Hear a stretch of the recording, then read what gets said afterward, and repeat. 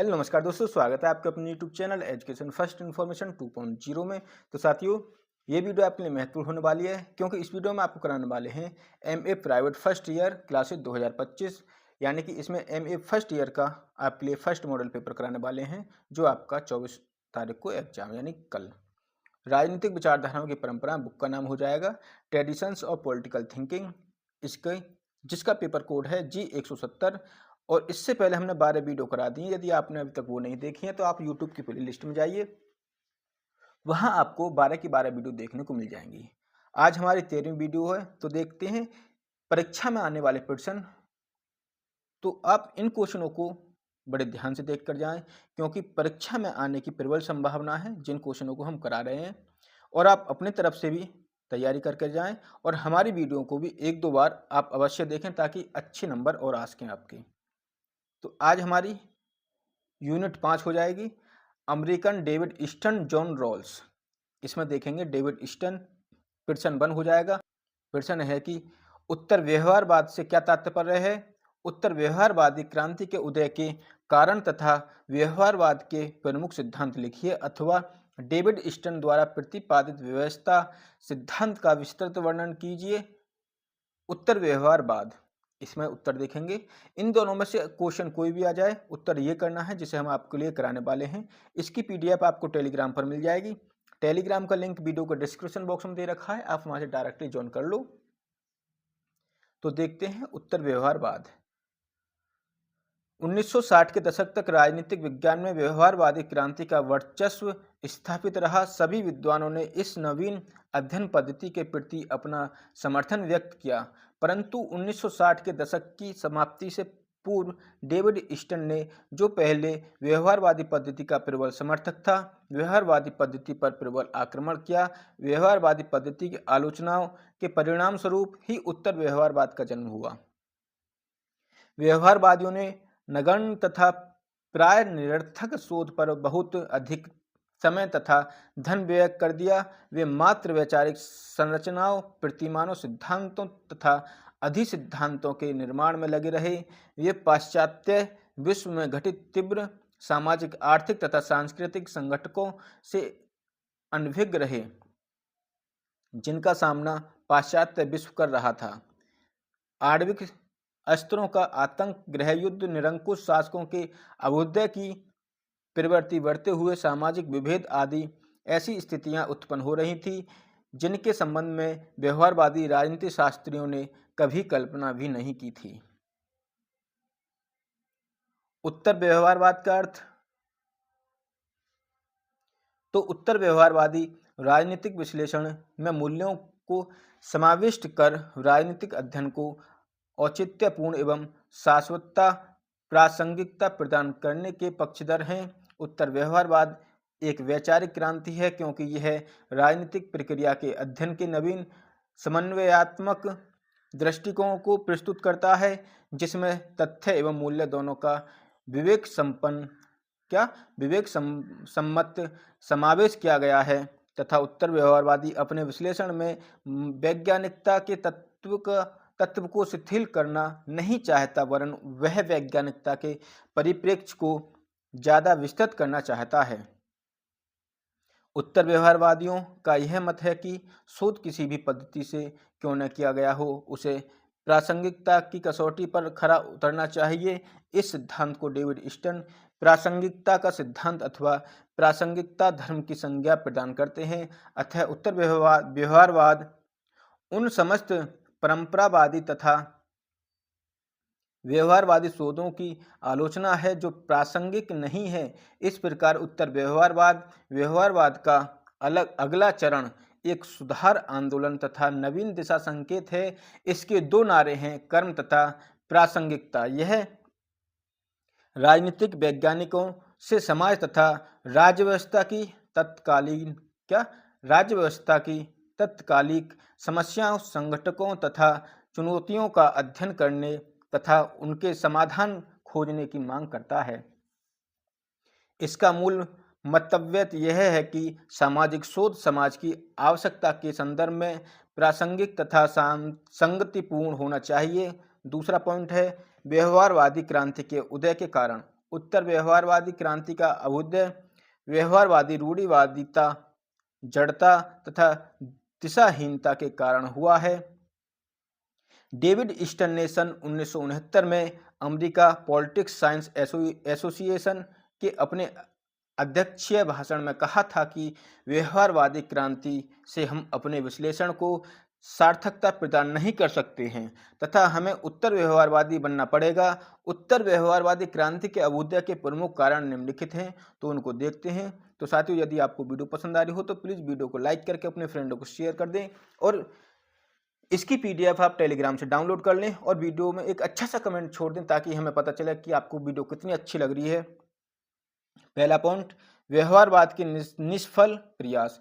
व्यवहारवादियों ने द्वितीय विश्व युद्ध के पश्चात राजनीतिक विज्ञान को विश्वसनीय, सैद्धांतिक एवं वैज्ञानिक स्वरूप प्रदान करने का प्रयास किया है, परंतु इसके बावजूद स्वयं अनेक व्यवहारवादी भी इनके प्रयासों की सार्थकता पर प्रश्न चिन्ह लगाने लगे। उन्होंने इनके प्रयासों को अपर्याप्त तथा अपूर्ण माना, अतः उत्तर व्यवहारवाद व्यवहारवाद के विरुद्ध एक प्रतिक्रिया है। दूसरा पॉइंट, प्राकृतिक विज्ञानों की अध्ययन पद्धति को सामाजिक विज्ञानों पर लागू करना अनुचित। कुछ विद्वानों का यह मत है कि प्राकृतिक विज्ञानों की अध्ययन पद्धति को सामाजिक विज्ञानों पर लागू करना अनुचित है, क्योंकि समाज एवं व्यक्ति की प्रकृति परिवर्तनशील होती है, अतः उनका अध्ययन प्राकृतिक विज्ञानों के समान संभव नहीं है। आलोचकों का यह मत है कि व्यवहारवादियों द्वारा किया गया यह विभाजन कृत्रिम प्रतीत होता है, क्योंकि व्यक्ति का औपचारिक व्यवहार एवं उसकी अचेतना की आकांक्षा, विश्व भावना अविच्छिन्न रूप से एक दूसरे के साथ संबंध है। अगला पॉइंट, तीसरा, उत्तर व्यवहारवाद का उदय व्यवहारवादी सोच के प्रति असंतोष के कारण भी हुआ है। व्यवहारवादी सोच तथ्य मूल्य विच्छिन्नता पर बल देते हैं। व्यवहारवादी मूल्यों की तुलना में तथ्यों पर अधिक बल देते हैं, क्योंकि तथ्यों के अध्ययन को वैज्ञानिकता का प्रमाण माना जाता है। मूल्य प्रधान अध्ययन आदर्श स्थिति का घोतक है, परंतु उत्तर व्यवहारवादी अध्ययन में तथ्य तथा मूल्य दोनों के समावेश पर बल देते हैं, अतः इन दोनों में भेद करना अनुचित है। चौथा पॉइंट, समकालीन सामाजिक एवं राजनीतिक संगठकों की उपेक्षा करना। तो व्यवहारवादी राजनीतिक विज्ञान को विशुद्ध विज्ञान बनाने के प्रयासों में जुटे रहे तथा समाज एवं विश्व मानवता के प्रति अपने दायित्वों की उपेक्षा करते रहे। व्यवहारवादी क्रांति के साथ ही समाज, राज्य व्यवस्था तथा संपूर्ण विश्व अनेक प्रकार के संगठकों तथा समस्याओं से घिर गए। इस स्थिति के विरुद्ध उत्तर व्यवहारवादियों को एक प्रश्न यह कचोट रहा था कि उच्च तकनीक, पर्याप्तता तथा परिष्कृत शोध उपकरणों के प्रयोग की उपयोगिता क्या थी। यदि राजनीति शास्त्र के विद्वान इस स्थिति में भी नहीं थे कि वे समकालीन सामाजिक तथा राजनीतिक संगठकों को समझ सके तथा उनके समाधान करने की दिशा में प्रयास कर सकें। तीसरा पॉइंट, उत्तर व्यवहारवाद के प्रमुख सिद्धांत। तो उत्तर व्यवहारवाद के प्रमुख सिद्धांत निम्नलिखित हैं। परंपरावाद से पृथक। पहला पॉइंट है परंपरावाद से पृथक। उत्तर व्यवहारवाद परंपरावाद से बिल्कुल पृथक है। दोनों दृष्टिकोण में मौलिक अंतर यह है कि परंपरावाद व्यवहारवादी उपागम को प्रमाणिक नहीं मानता है, वह राजनीतिक विज्ञान को शास्त्रीय परंपरा में रखना चाहता है। इसके विपरीत उत्तर व्यवहारवाद व्यवहारवादी युग के कार्यों को स्वीकार करते हुए राजनीतिक विज्ञान को नवीन दिशा में अग्रसर करने का प्रयास करता है। दूसरा पॉइंट, भविष्य अभिमुखता। तो उत्तर व्यवहारवाद भविष्य उन्मुख है। उसका उद्देश्य राजनीतिक विज्ञान को नवीन दिशा एवं गति प्रदान करते हुए इसे प्राचीन परंपराओं से संबंध करना है। डेविड ईस्टन के शब्दों में उत्तर व्यवहारवाद भविष्य की ओर उन्मुख है तथा राजनीतिक विज्ञान को नवीन दिशाओं की ओर मोड़ने तथा उसके उत्तराधिकार को अस्वीकार करने के स्थान पर इसमें और भी बहुत कुछ जोड़ने के लिए प्रयत्नशील हैं। तीसरा पॉइंट, स्वाभाविक क्रांति। उत्तर व्यवहारवाद स्वाभाविक क्रांति है, प्रतिक्रिया नहीं। यह एक वास्तविक क्रांति है, न कि अनुरक्षण। भविष्य की दिशा में एक कदम है, न कि पीछे की ओर हटने की प्रवृत्ति। अगला पॉइंट, आंदोलन तथा बौद्धिक प्रवृत्ति दोनों। उत्तर व्यवहारवाद आंदोलन तथा बौद्धिक प्रवृत्ति दोनों है। अगला पॉइंट हो जाएगा कि राजनीतिक विचारधाराओं से संबद्धता नहीं। यह किसी विशिष्ट राजनीतिक विचारधारा से संबंधित नहीं है, वरन यह उन सभी प्रकार के राजनीति शास्त्रों के सिद्धांतों तथा विभिन्न पद्धतियों में आस्था रखता है जिनमें आधुनिक राजनीतिक शोध के प्रति विद्वानों में असंतोष है। इसमें पहले सिरे के रूढ़िवादी तथा कट्टर वामपंथी विभिन्न प्रकार की प्राविधिक पद्धतियों को मानने वाले वैज्ञानिक तथा समर्पित दार्शनिक तरुण तथा बुजुर्ग हैं। अगला पॉइंट, वैज्ञानिकता तथा मूल्य निरपेक्षता पर बल। तो उत्तर व्यवहारवाद में मूल्यों की उपयोगिता के साथ साथ वैज्ञानिकता तथा मूल्य निरपेक्षता पर भी ध्यान देना आवश्यक है। नेक्स्ट, वैज्ञानिकता तथा मूल्य निरपेक्षता पर बल। उत्तर व्यवहारवाद में मूल्यों की उपयोगिता के साथ साथ वैज्ञानिकता तथा मूल्य निरपेक्ष पर भी ध्यान देना आवश्यक है। अगला पॉइंट, कार्य विज्ञान पर बल। उत्तर व्यवहारवाद चिंतनशील विज्ञान के स्थान पर कार्य विज्ञान पर बल देता है, जिससे राजनीति शास्त्र के समस्त शोध प्रकट हो सके। अगला पॉइंट, बुद्धिजीवी समाज की महत्वपूर्ण भूमिका। तो उत्तर व्यवहारवाद के अंतर्गत बुद्धिजीवी समाज को महत्वपूर्ण भूमिका अदा करने के अवसर मिलते हैं। अतः राजनीति शास्त्र यानी कि राजनीतिक ज्ञान का प्रयोग उचित लक्ष्यों के लिए करना चाहिए।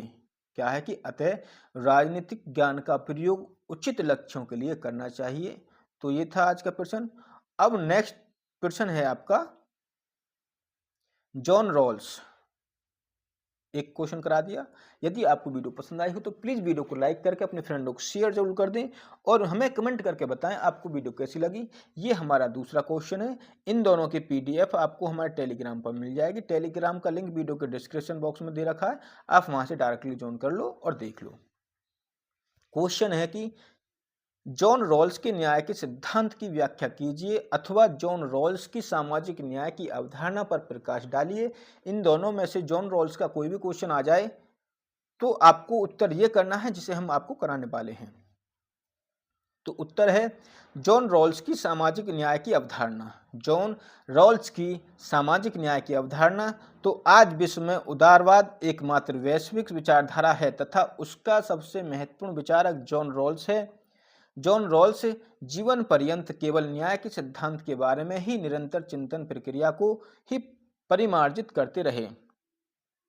जॉन रॉल्स की पुस्तक ए थ्योरी ऑफ जस्टिस में ही उन्होंने न्याय पर आधारित एक आदर्श समाज की विवेकीकृत एवं तर्कपूर्ण संरचना प्रस्तुत की। इसके फलस्वरूप न केवल उदारवाद एवं प्रमुख राजनीतिक चिंतन के रूप में स्थापित हुआ, अपितु राजनीतिक चिंतन की शास्त्रीय परंपरा जिसमें राजनीतिक अवधारणाओं की अमूर्तता का स्तर बहुत उच्च था, उसका भी पुनर्जागरण हुआ। जॉन रॉल्स ने राजनीतिक चिंतन में न्याय की अवधारणा को प्रतिस्थापित कर आधुनिक राज्य की संरचना में न्याय को महत्वपूर्ण स्थान प्रदान करने का प्रयास किया। इसी कारण जॉन रॉल्स को राजनीतिक चिंतन के पुनरोदय का जनक भी माना जाता है या माना जा सकता है। 20वीं शताब्दी में जॉन रॉल्स की वही स्थिति जो यूनानी राजनीतिक चिंतकों में प्लेटो की थी, मध्य युग में थॉमस एक्विनास की, 18वीं शताब्दी में इमैनुअल कांट की तथा 19वीं शताब्दी के अंत में कार्ल मार्क्स की थी। रॉल्स के अनुसार न्याय सामाजिक संस्थाओं का प्रथम सद्गुण है, जैसे सत्य चिंतन का प्रथम सद्गुण है। इसीलिए वह एक ऐसे आदर्श समाज की संरचना करना चाहता है जो न्याय पर आधारित हो। रॉल्स का न्याय प्राकृतिक न्याय न होकर सामाजिक न्याय है। रॉल्स यह मानता है कि उचित न्याय के लिए न्याय के सिद्धांत की प्रक्रिया भी उचित होनी चाहिए। प्रक्रिया को महत्व देने के कारण रॉल्स के न्याय को प्रक्रियात्मक न्याय भी माना जाता है। आगे देखते हैं। वितरणात्मक न्याय के संबंध में जॉन रॉल्स के सिद्धांत की पाश्चात्य जगत में बहुत प्रशंसा हुई। यह न्याय सिद्धांत पूंजीवादी और गैर पूंजीवादी समाजों में जीवन की उपलब्धियों में श्रेणीगत विभेदों का औचित्य बताता है।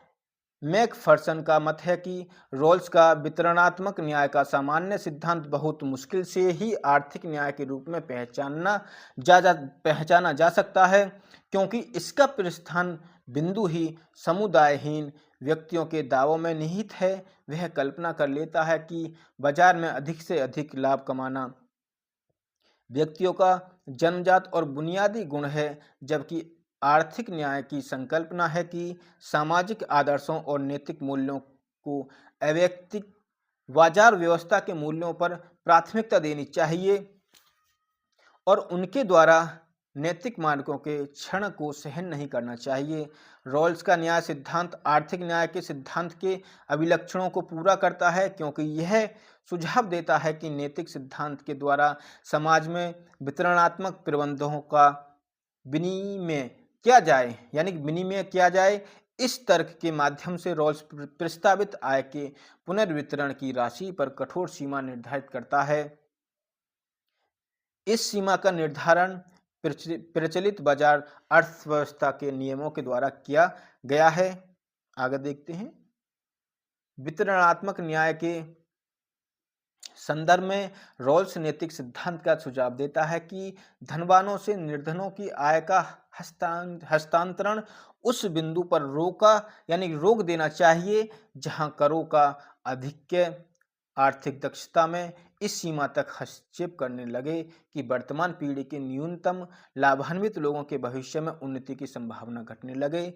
तो रॉल्स के मतानुसार आर्थिक दक्षता का परीक्षण स्पष्ट रूप से प्रतियोगिता पर आधारित अर्थव्यवस्था में लागू करना चाहिए और तार्किक रूप से उस पर पूरी तौर से बाजार का प्रभुत्व होना चाहिए, जिसमें कर लगाने पर होने वाली बुद्धियों के बारे में पूंजीपतियों की प्रतिकूल प्रतिक्रिया समर्थन अर्थव्यवस्था की उत्पादकता को गिरा देती है। रॉल्स अपने वितरणात्मक न्याय का प्रतियोगी पूंजीवादी बाजार अर्थव्यवस्था के क्लासिकल प्रतिमान की सीमाओं और प्रतिबंधों के अंतर्गत क्रियान्वित करना चाहता है। इस व्यवस्था में अवैयक्तिक बाजार शक्तियां उत्पादकता और विनिवेश के स्तर को निर्धारित करती है।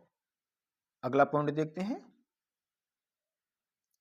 मैकफर्सन के अनुसार इस प्रकार रॉल्स का वितरणात्मक विचार उत्पादन के पूंजीवादी बाजार संबंधों का नियंत्रण नहीं करता, बल्कि उनके द्वारा स्वयं नियंत्रित हो जाता है और वस्तुतः उसकी यही स्थिति बुनियादी रूप से रॉल्स की मान्यता से सुसंगत है, जिसके अनुसार असामाजिक अधिकतम सुखापेक्षी व्यक्ति आधुनिक समाज का लघुत्तम इकाइयां हैं। रॉल्स के अनुसार न्याय सामाजिक संस्थाओं का पहला सद्गुण है। सिद्धांत चाहे कितनी आकर्षक हो, यदि वह असत्य है तो अस्वीकार्य होता है। उसी प्रकार उन संस्थाओं और कानूनों को भी, चाहे वे कितने ही सुदृढ़ और सुगंधित हो क्यों न हो, यदि वे अन्यायपूर्ण हैं तो उन्हें भी अस्वीकार कर देना चाहिए। तो साथियों, यदि आपको प्लीज वीडियो पसंद आ रही हो तो आप वीडियो को लाइक जरूर कर दें। आगे देखते हैं। न्यायोचित समाज में समान नागरिक स्वतंत्रताओं की निश्चितता होती है। न्याय के द्वारा सुरक्षित अधिकार सामाजिक हितों की सौदेबाजी के अधीन नहीं होते हैं। रॉल्स का मत है कि सुव्यवस्थित समाज का प्रभावी विनिमय न्याय की सार्वजनिक संकल्पना के द्वारा किया जाता है। यह ऐसा समाज है जिसमें प्रत्येक व्यक्ति न्याय के सिद्धांत को स्वीकार करता है। इस समाज की आधारभूत संस्थाएं भी इन्हीं सिद्धांतों पर आधारित होती हैं। रॉल्स का मत है, अगर मनुष्य की स्वहित की इच्छा उन्हें एक दूसरे के प्रति सावधान रहने के लिए प्रेरित करती है, तो न्याय के लिए सार्वजनिक भावना उनके समुदाय की सुरक्षा और एकजुटता को संभव बनाती है।